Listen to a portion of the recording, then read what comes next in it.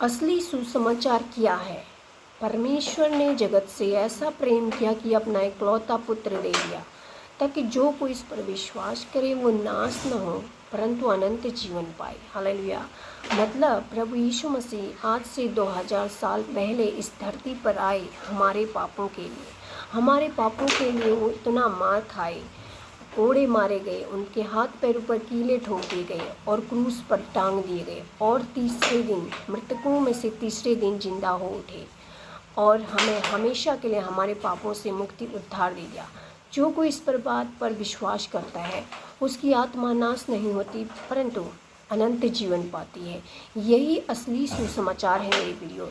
ये नहीं कि आप प्रभु पर विश्वास कीजिए, आपको चंगाई मिलेगी, आप ठीक हो जाएंगे, आपको ब्लेसिंग मिलेगी, बेबी ब्लेसिंग मिलेगी, आपको चंगाई मिलेगी, हीलिंग मिलेगी। ये असली सुसमाचार नहीं है।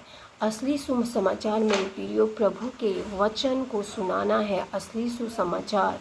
और प्रभु का एक वचन कहता है मत्ती रचित सुसमाचार 24 के 14 अध्याय में पद में, और राज्य का यह सुसमाचार जो सारे जगत में प्रचार किया जाएगा सब जातियों पर गवाह हो, तब अंत आ जाएगा।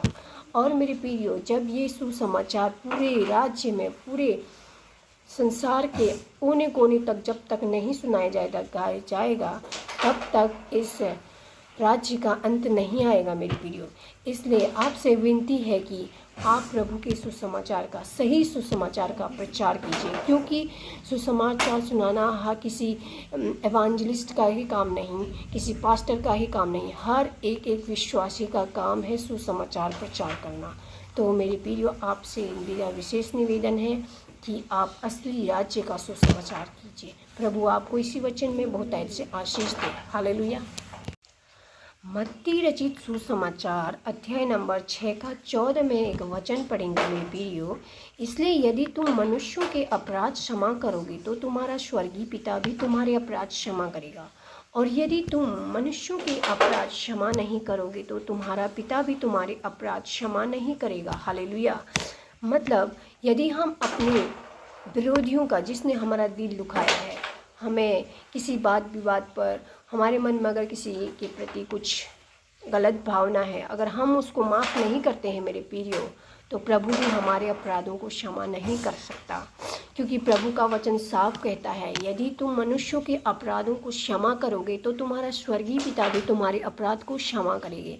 लेकिन आजकल क्या है, बहुत से लोग दूसरों को क्षमा नहीं कर पाते हैं, मन में कुविचार रखते हैं, विरोध की भावना रखते हैं, लेकिन प्रभु भी उनके अपराधों को क्षमा नहीं करेगा अगर वे अपने पड़ोसी के अपराध को क्षमा नहीं करेंगे तो। इसीलिए प्रभु का वचन कहता है जो मेरे वचन को सुनता है, उस पर आचरण करता है, वही मेरा भाई, माँ, बहन और मेरा चेला है। तो क्या मेरे प्रियो आप प्रभु के वचन पर चलते हैं? क्या आप अपने पड़ोसी से प्रेम करते हैं? क्या आपने अपने विरोधियों को क्षमा किया है? अगर हाँ, तो प्रभु आपके अपराधों को भी क्षमा करने जा रहा है। हालेलुया। प्रभु आपको इसी वचन में बहुतायत से आशीष दे।